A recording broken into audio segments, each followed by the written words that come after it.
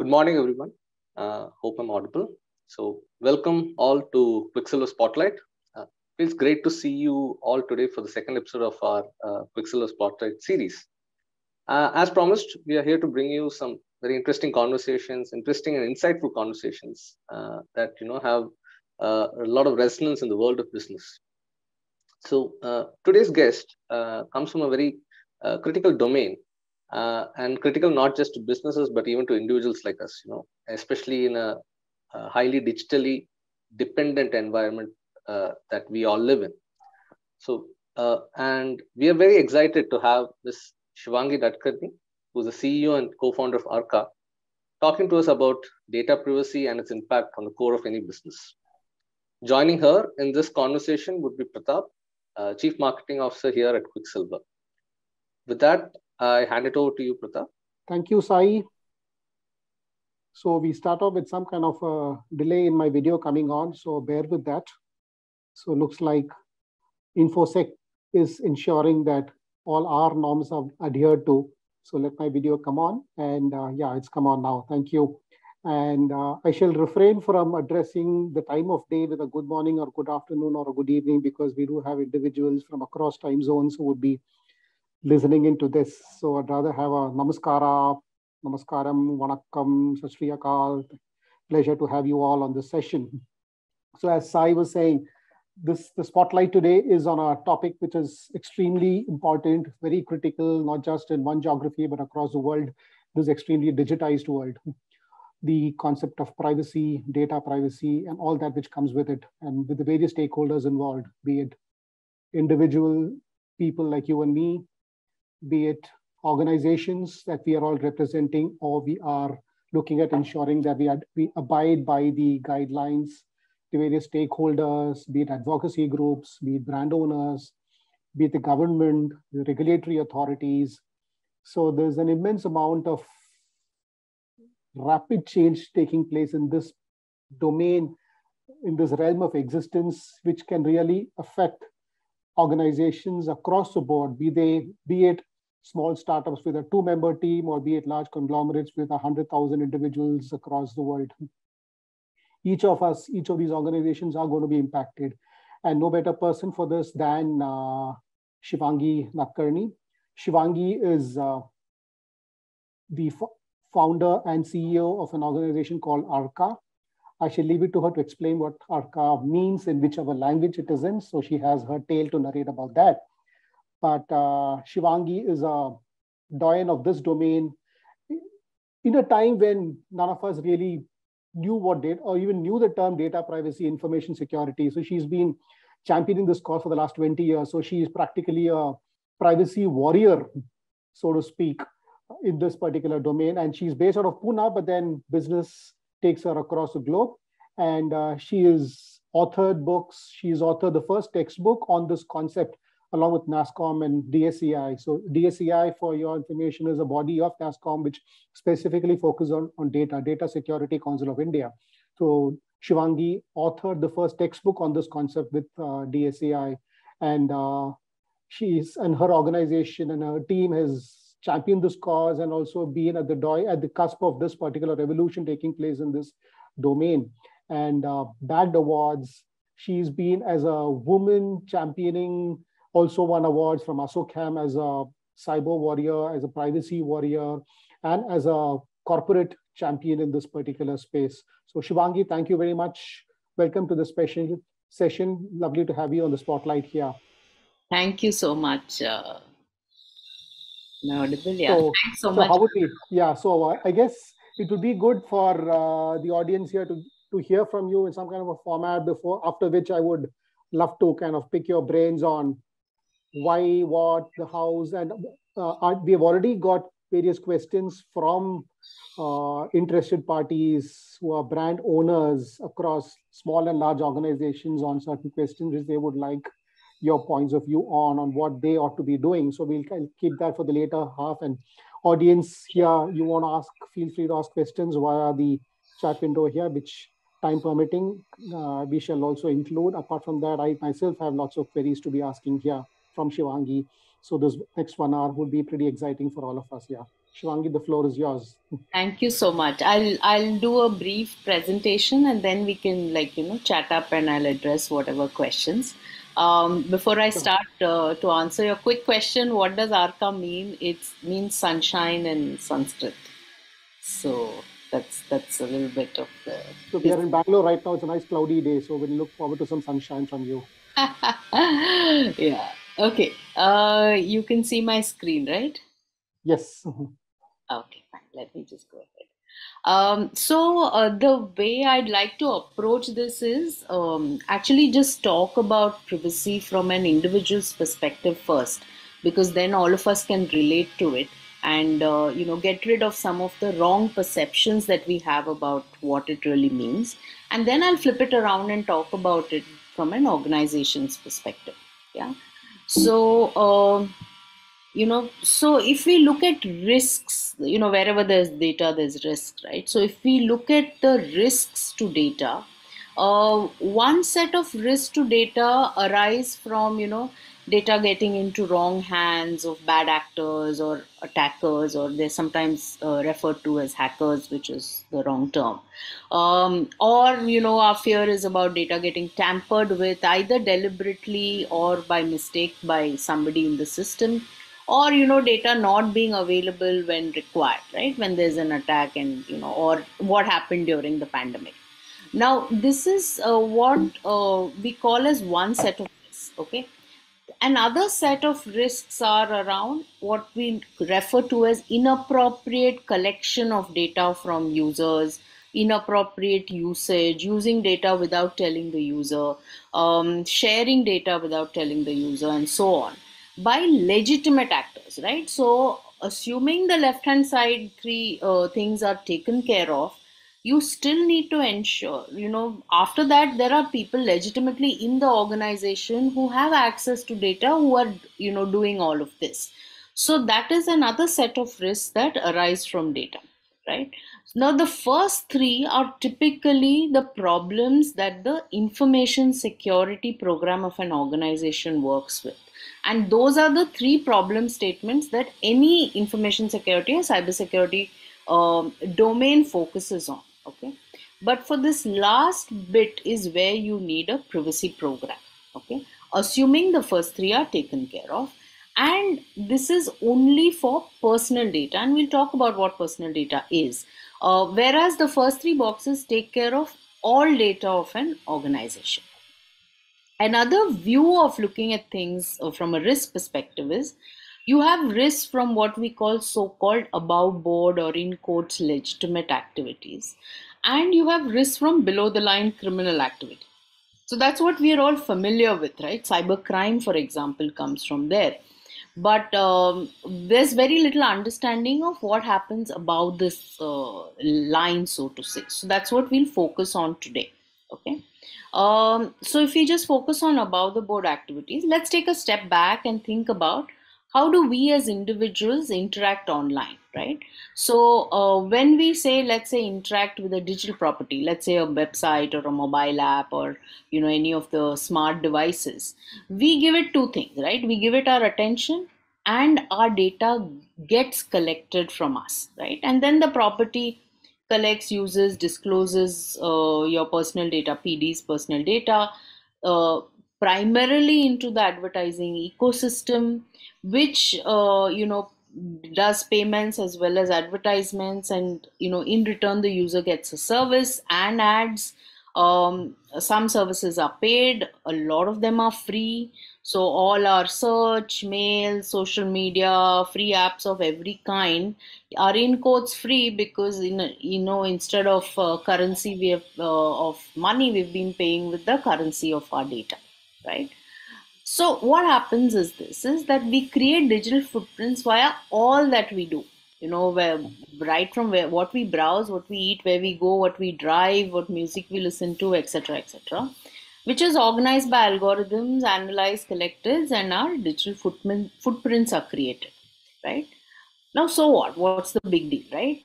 So, one thing is that this is not a static footprint. It is continuously added and enriched. Even right now, as we speak, we have various devices around us, and this footprint is being added to.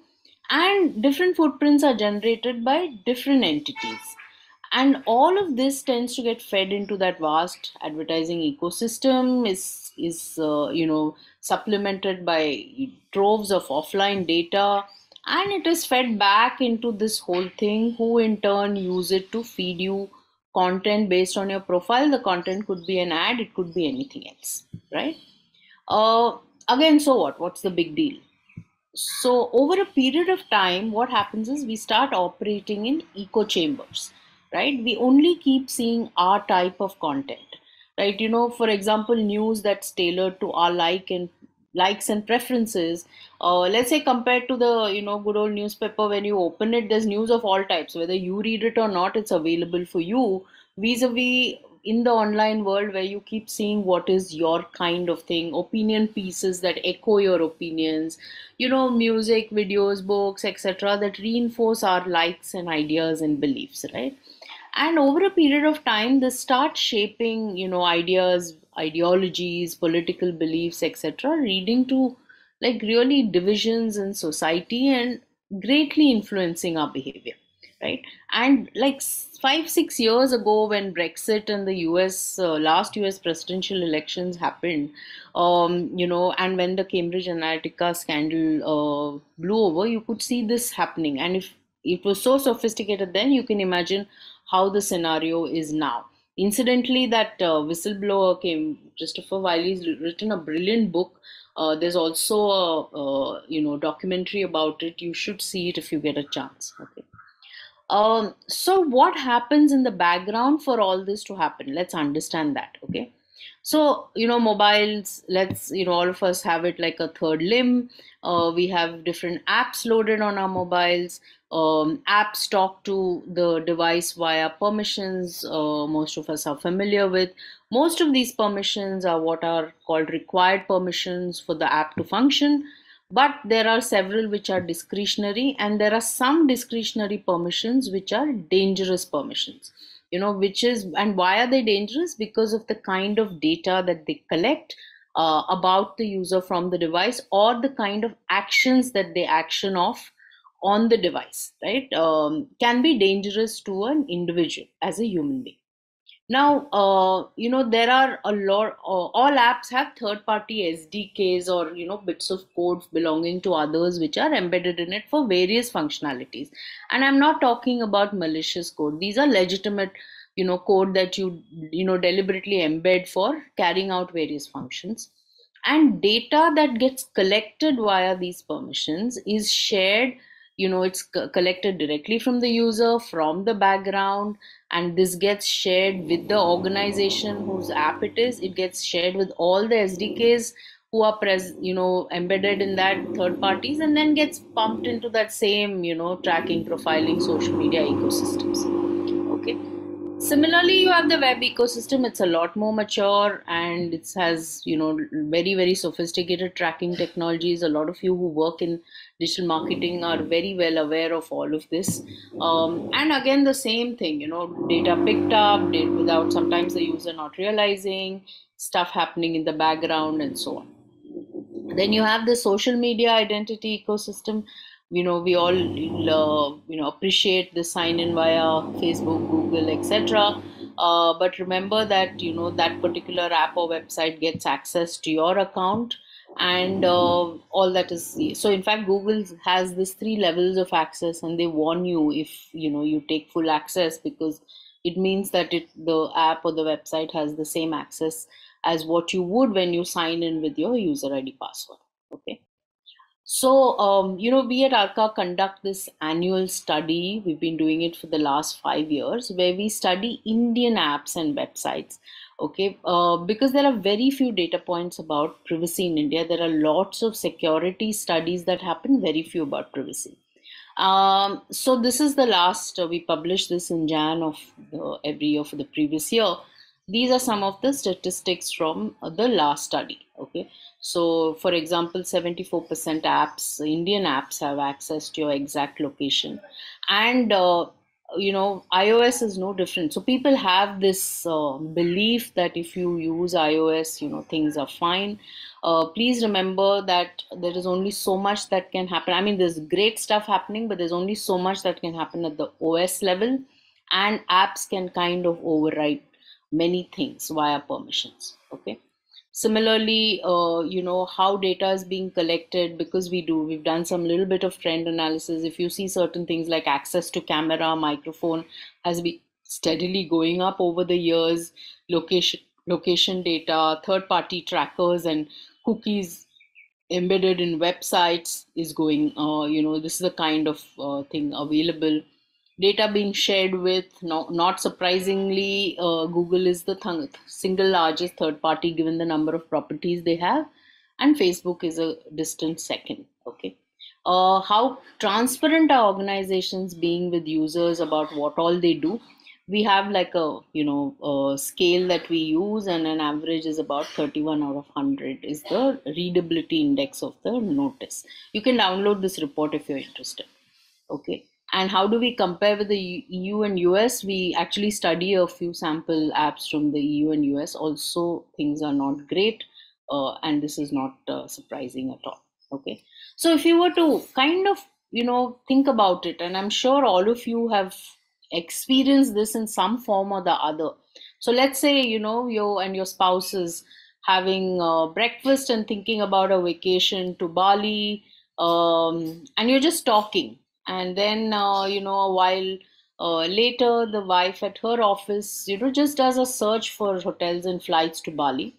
And after a while, the husband, who's not done a search, goes to a news site on an iPad, and he starts seeing promotional ads, and this sort of goes on. There are SMSs, and this thing keeps going on, and as if there's no action. I'm sure all of you have experienced this in some way or the other. Now you know why that happens, right? Because of what's going on in the background.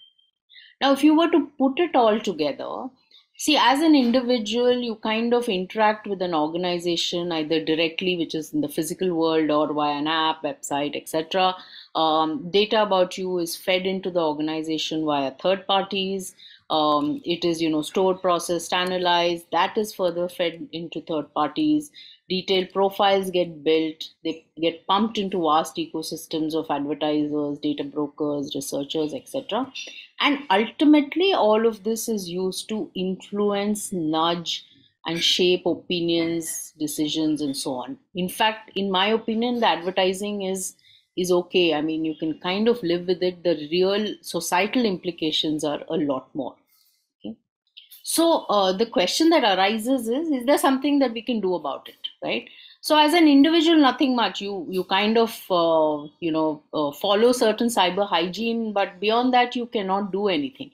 Which is why governments, regulators, courts, civil society, etc., need to step in, right, and define the rights of us as individuals over our personal data, and enable the protection of these rights.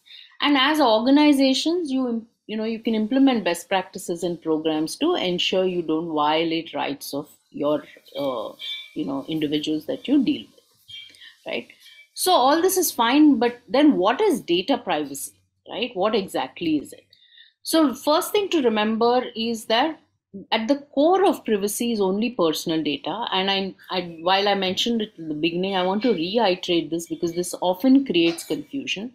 That organizations we deal with personal data as well as a lot of critical but non-personal data. Stuff like financials about our company, orders that we process, inventory status, all of that is critical data about the company, but it's not personal data. So it doesn't come under the purview of privacy. Okay. So therefore, the question that begs to be asked is, what is personal data? So intuitively, if I do a quick round over here, I'm sure all of you will come up with this understanding till date, which is, demographic, identity, financial, health, even stuff like political affiliations, beliefs, etc. Okay, all of that we at Arrka call above the surface data, right? Which is obvious and intuitively available in evident to all of us. But the definition of personal data has expanded to cover a whole bunch of stuff, which is what we call below the surface, right? Device identifiers, online identifiers, metadata, location data, RFID tags, data that's thrown up as a result of analytics, etc. So the key aspect of what defines personal data is the what is called identifiability of a person, maybe not directly, indirectly, or by combining it with other data elements, it still becomes personal data. Okay, so with this background, what really is privacy?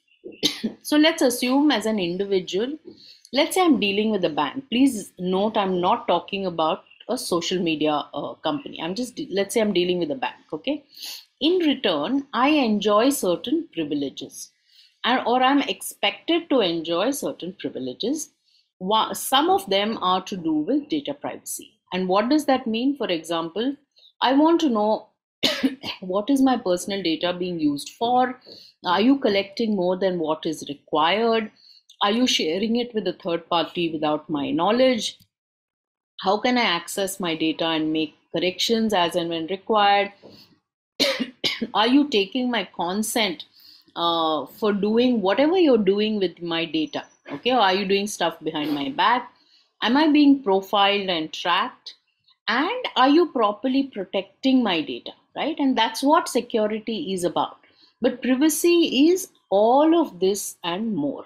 Okay, therefore, I mean, laws and regulations around privacy basically enshrine these privacy principles and rights. Okay, so globally, almost every country has a law, or there is a law on the way.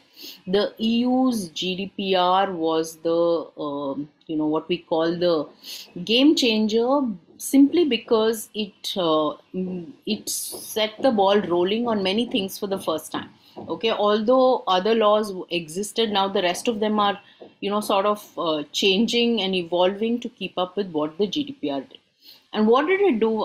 Amongst many things that it did, it brought entities which reside outside the EU but deal with EU residents' data under their purview, and it just upped the ante in terms of penalties, up to 2 to 4% of global turnover. And that's what the rest of the world is now heading towards. India also, despite the latest thing about the bill being withdrawn and all that, we've had a long history. The Supreme Court judgment in 2017 was a big one. Then there was a Sri Krishna committee that was set up. Then there's an updated version. I'm sorry, the slide is a bit dated. That it went to Parliament, etc. It was there for 2 years and then it's been withdrawn. But what is important to realize is that right from the first draft of the Sri Krishna committee to the version of the bill that was withdrawn, from an organization's perspective, nothing changed. Okay, and which is the core principles and rights did not change, and they are not going to change. Okay, even the new bill that comes out, things will remain constant from an organization's perspective, and this is pretty much converging across laws in the rest of the world as well. Okay, so if you now wear your organizational hat, right, think about what we just said and say that, okay, if this is privacy, if I'm in my organization, I have to ensure that I'm able to, accord all these rights and privileges to every individual I deal with. And the individual can be not necessarily just a customer, right? It can be a employee. It can be people who are, even applying for a job to your organization. It can be people who visit your website, people who visit your company physically. It can be if you're a processor, for example, for a company which is, let's say, our entire ITS sector, where you do some sort of KPO BPO development work, you still are required to comply with whatever comes to you via your contracts, because you're dealing with somebody else's personal data and that company is passing that on. So compliance comes either directly from the law of the land, or it comes via contracts. Okay, and the law finally, from an organization's perspective, we just split it into 3 buckets. Rest of it is not something that is of immediate relevance to a company. So there are principles you need to adhere to. There are certain rights, for example, right to erasure or right to be forgotten is something that all of us kind of have heard of and has become fairly standard. And then you have, as an organization, whether you are a controller or processor, in terms of what kind of work you do, there are certain obligations that you have to keep up with, and there is a slight variation on who does what across laws. Okay. And we have a law analysis framework. We have analyzed and mapped about 36 laws, and which is why with great confidence I can tell you that there's a lot of convergence around laws. Okay. For example, the India bill that was scrapped had about 6 principles, 4 rights, and a whole bunch of obligations. And just to give you a perspective, the question that everybody asks is, why should the laws be taken seriously? So sure, you can always say better brand, better accountability to your users, etc. But bottom line is the penalties. Okay. And I don't think this is going to change in the new version of the law that comes, but the earlier version in India also had this 4%, 2% business, as well as a whole bunch of smaller ones. So we're expecting the same to continue. Okay. So that's a very quick overview. I'll be happy to discuss the rest, in person. A very quick overview about us as a company. I co-founded this with my colleague, my co-founder Sameer Anja, is ex-KPMG Wipro. My last corporate job was with Wipro as well, where I ran a global practice. Today we, are present in across the country. We primarily have been working in India. We're scaling up now to look globally. And we work in both areas, privacy and security. We have very different focus from on large enterprises and SMEs. Our sweet spot is working with small and mid-sized companies. Because we were very early in this game, we've had a opportunity to contribute quite a bit to the Indian data privacy landscape. And we are not activists, we are not in the policy space. Our expertise is just working with organizations to help them implement privacy. Okay. We've been bringing out this report. I shared some stats with you. You can download it from our website. A few awards here and there. We are actively involved with the International Association of Privacy Professionals, the largest privacy body in the world, and we serve on both the Asia as well as the India advisory groups. What really makes us stand out is the fact that we have a privacy management platform. It's a SaaS platform that enables companies to assess, design, implement, and manage their programs. And we also run a lab. The privacy testing lab is the first and only one in India. And we run a very specialist academy for training people on privacy. So thanks. This brings me to the end of my presentation, and happy to take questions.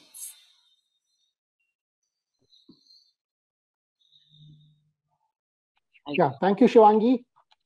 Appreciate this quick run through of 10 years of a complex category domain in half an hour. You've just given us a bird's eye view, and I'm sure there will be nuances to this as we go along in each of these segments. I think the very fact that India's personal data protection bill has been 5 years in the making, and the best of brains have been behind it in creating it, and then they pulled it off at the last minute, also shows that there is so much of complexity in getting this right. And first of all, is there the right way to do it, and with various stakeholders involved? It just makes the entire activity that much more complex. On the one hand, at a regulatory organizational level, and you've also alluded to the penalties which are going to be impacting. So crystal ball gazing into, say, 5 years down the line, does this mean that there'll be a new privacy regulator, like we have an RBI, like we have an IRDA for insurance, or like we have the SEBI for the stock markets? There's going to be a huge body regulator to ensure that organizations, be they small or large, are going to ensure that we as an organizations and individuals within organizations are complying with the laws of the land, failing which penalties are going to be there, and therefore there would be a huge audit statutory teams that organization would need to set up also.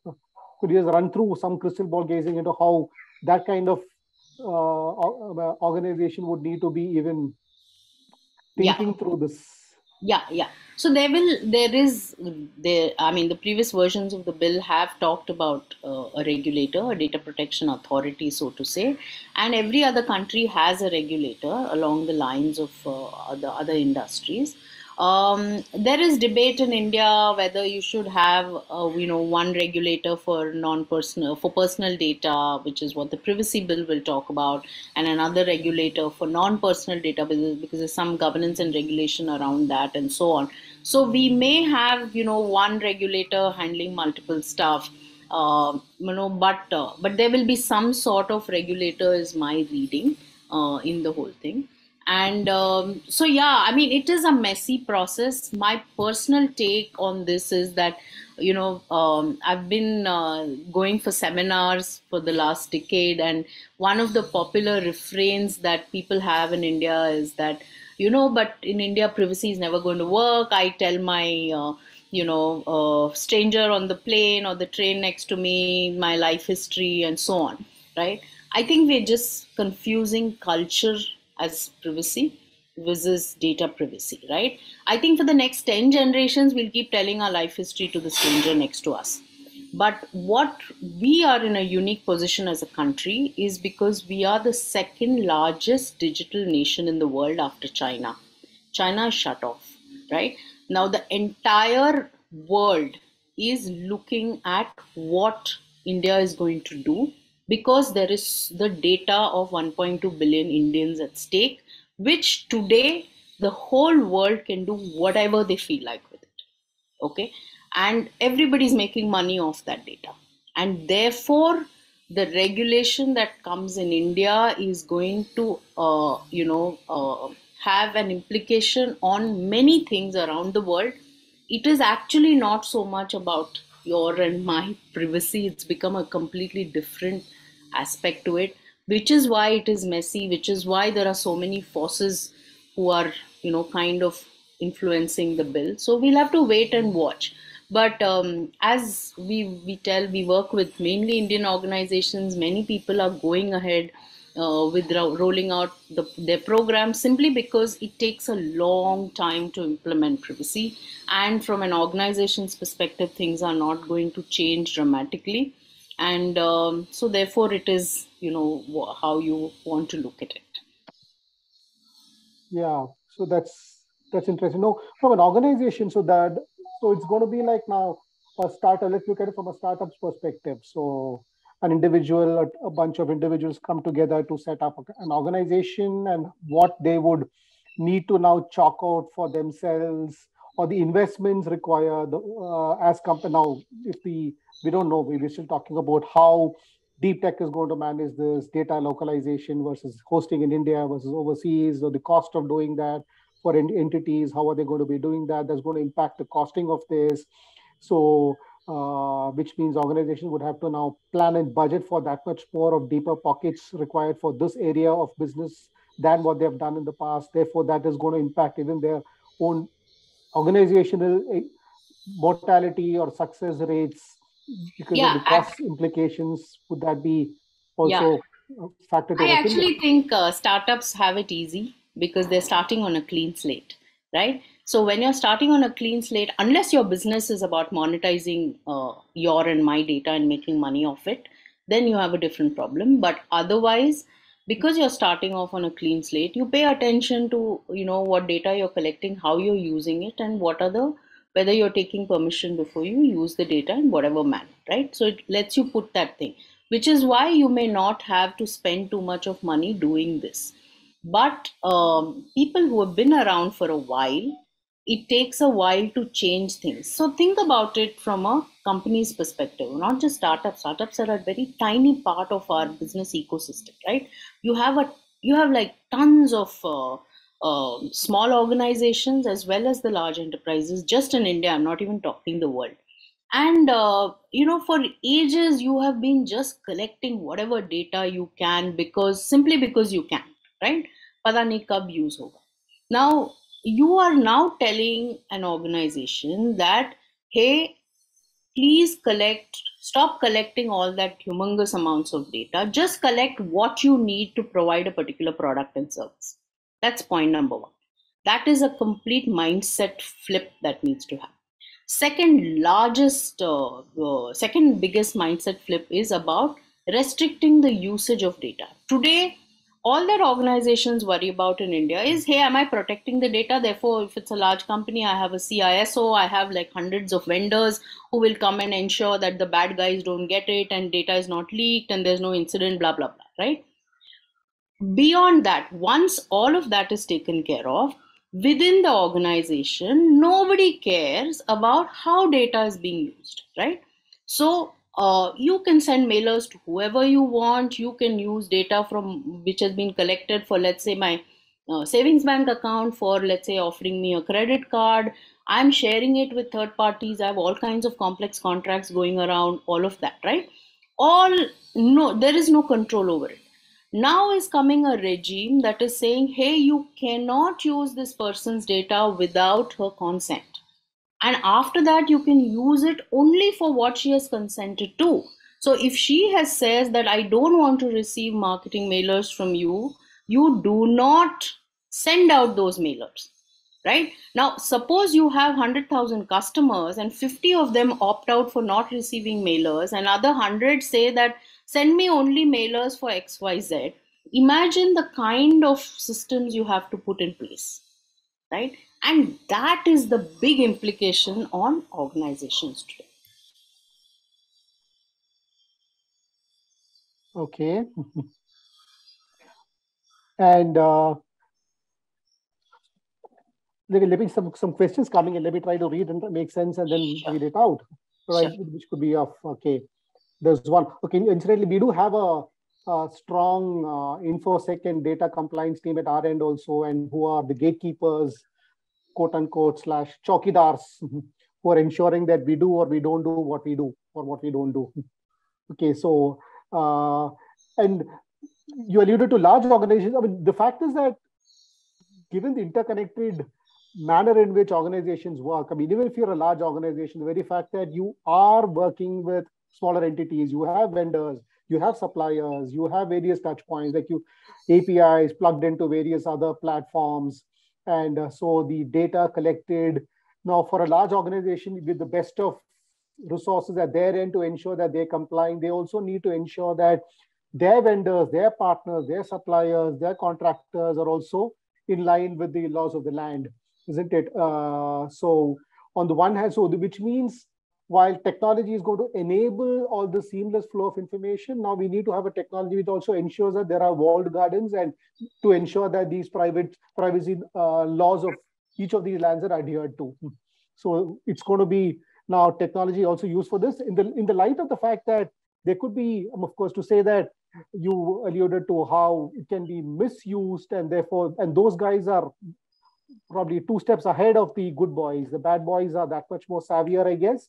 If you are going to be using AI and ML and latest technology stacks to ensure data privacy is adhered to, there are individuals who are going to be using these very tools or better tools to ensure that we can be unethical about it and go about the jobs to kind of have fraud, cyber fraud, those kinds of measures also taken, right?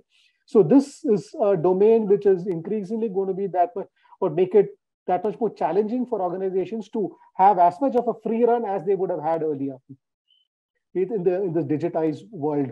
And so how do we ensure that one is, of course, the biggest is, like you alluded to, the penalties. So that's going to be now the CFO is going to step in and say, guys, don't do it, because I'm going to have a 4%, 5% impact on my hit, just as we have every other regulatory body, rightly so, stepping in. We're going to have one more regulatory body who's going to be stepping in. And this could be happening across geographies, like you showed about Singapore, each of these countries. So we've had a query coming in saying that I'm an organization operating only within third world markets. So is it okay for me to postpone my adherence to, because those countries don't have privacy laws implemented as yet. So does it mean I can stall my, because I've got my bandwidth challenges on development? Can I stall them because I'm only catering to Africa, to certain other third world countries, quote unquote? So does it help me from a prioritization point of view not to bother about this for now? So what would be your take on that, looking at it from a larger perspective? So Pratap, you've asked me some 10 different questions in all that you said. Okay, so let me take things one by one. Okay, first of all, yes, you have InfoSec guys who are in quotes your gatekeepers, right? But remember, as I said in my first slide, the InfoSec guys only worry about ensuring that the confidentiality of your data, basically the bad guy is not getting hold of your data not getting leaked, your infrastructure not getting attacked, so on and so forth. Once that is done, their job is over. Their job is not to monitor what the internal people in the company do with the data, right? So simple things like they will worry about if you have an API coming in, right? And they run a security test. What will they see? They will see that there is no malicious API connecting into your system. But you signed contracts with 5 different vendors and they're all legitimate. The security guys have no opinion. They are not tasked with figuring out whether this is appropriate or not. So the privacy team is tasked with a different set of problems to solve from the security team. Okay, it so happens that in multiple organizations, especially the small and mid-sized organization, the same team wears two hats.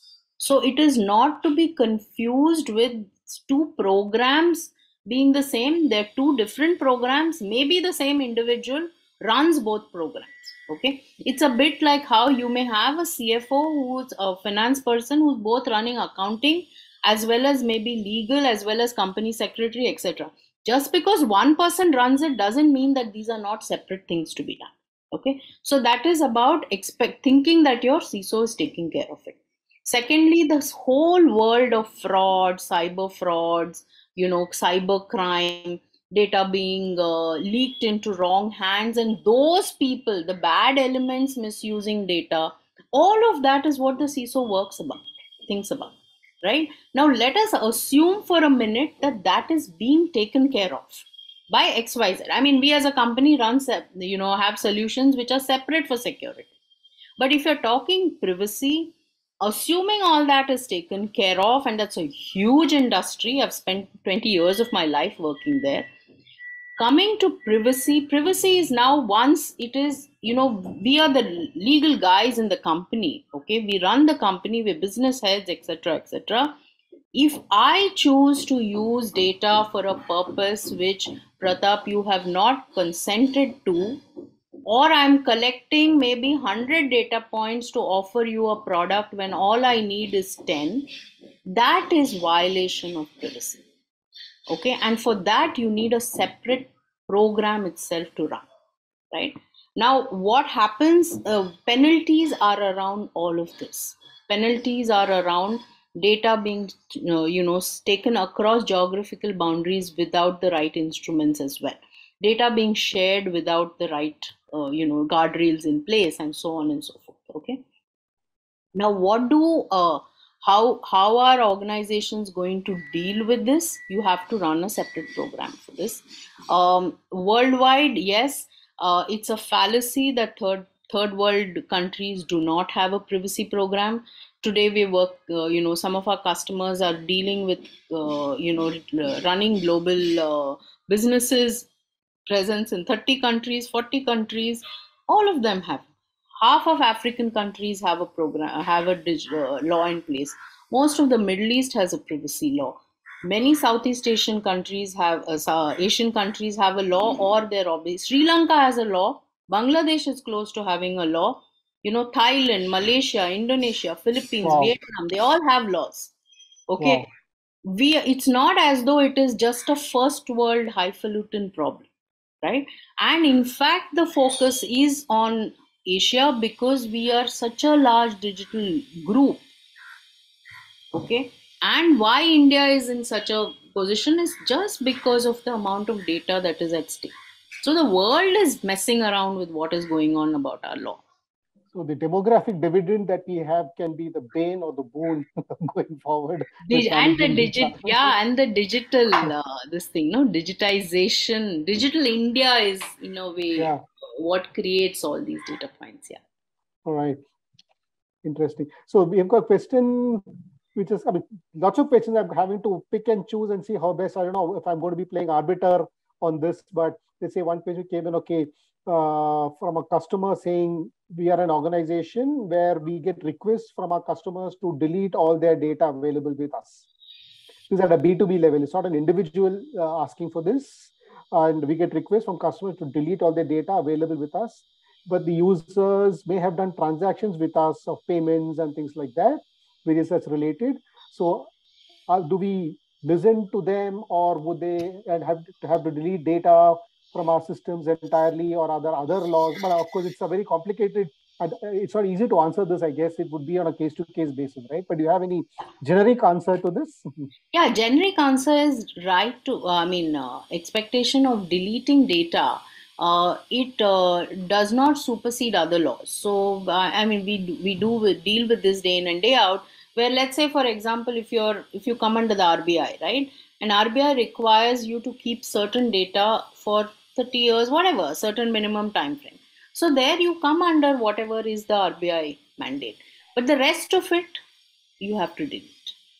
Okay, and believe me, once you start doing data mapping, even in regulated entities, and we've worked across financial institutions, the amount of data that does not come under the purview of the regulator is several times more than what comes under the purview of the regulator. So you don't delete what is required by other laws, and but the rest of it you're expected to delete. And if it's B2B, where you're processing data on behalf of another large organization, then it's their data. You are just a processor. If they ask you to delete, and they will tell you what to delete, what to keep, you are expected to adhere to it, contractually. Okay, so just to reiterate, you said that even in a regulated entity, there are instances where the amount of data they have is much more than what even the regulator mandates them to have. So it augurs, or it is expected of them to delete all that other humongous data which they need not necessarily claim to be having for regulatory costs. At least say a regulator, there could be other regulators having some other kind of information required, but you say in spite of this, the sum total of data that they still have is much more than what they mandatorily need to have. Mm-hmm. Yeah. Okay, interesting perspective. Thanks, Shivangi. Mm-hmm. Okay, another point, I think you already mentioned that about the fact that this year, does this impact now the small and medium enterprises, since that's been your organization's focus as well?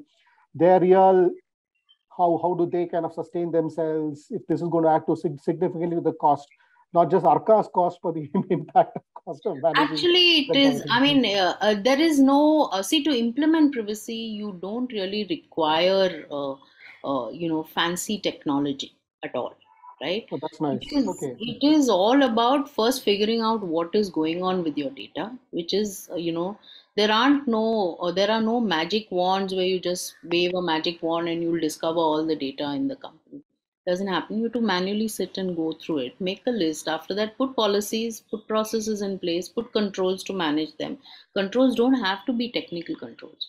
So it's it's something that is kind of I feel spun out of control about what is required to be done. It's not huge. It's like yet another. I look at it as yet another compliance. I run a company. I have certain costs with compliance. This is an additional one. If you want to adhere to the law, if you're taking the risk of continuing, you have a choice. Are you saying if you want to adhere, meaning? Because there are. I mean, I've come across my share of people of folks who say that "Arre, kuch nahi hoga, dekhte hain." So I'm assuming Bhagwan bharose ho jayega, dekha jayega. Yeah. Oh, they're doing it with the EU. Forget India. Wow. They're doing stuff with the EU. So you can. So if you're, assuming you're not in that little bucket and you want to do the things right, it's not as though it costs you a lot of money. Okay. Yeah. So this talks about data of individuals being used by various organizations. Now, within flipping that now, employees in an organization are also what, individuals. So Yes. do organizations need to ensure that an employee asks for his or her data to be whatever treated in ABC manner? Organizations will need to comply, notwithstanding, say, other laws of whatever, which might pertain to PF law, labor Yeah. law, ABC So, laws. so typically we've studied, I mean, employee data specifically, even in India comes under the purview of about, I think, 5 or 6 regulators totally. Okay, if you look at all the various types of data that comprise an employee data record. So whatever is the retention stuff for it.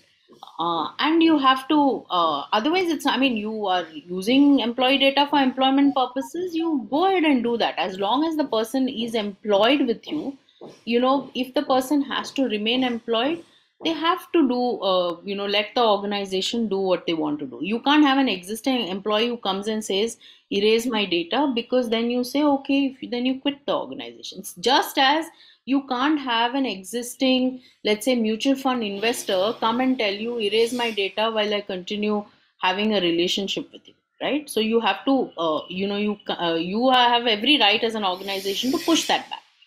But if you choose to take that employee data and let's say you give it to another party and say, okay, unko mailers bhejo, then that is something you have to go back and take consent for. And believe me, many companies do that. Got it. Yeah. And you had a slide, the question came about, you talked us about the Bali incident, Bali, people going on a holiday to Bali and starting to get ads. So each of us would have anything from 10 to 100 apps on our phones.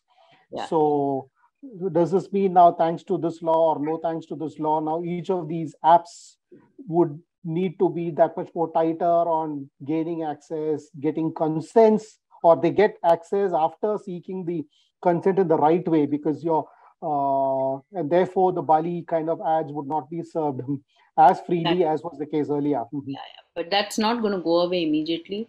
Forget the law. I think both Apple and Google are coming down very heavily on apps. They tighten their privacy policies, and they're actually implementing and enforcing those policies. Okay, so that will give some amount of control. And we've seen our set of clients where overnight apps are being yanked off the app store because the notice is not in detail, or there are other kind of broken stuff. So that then the advertising ecosystem, it's a globally integrated thing, right?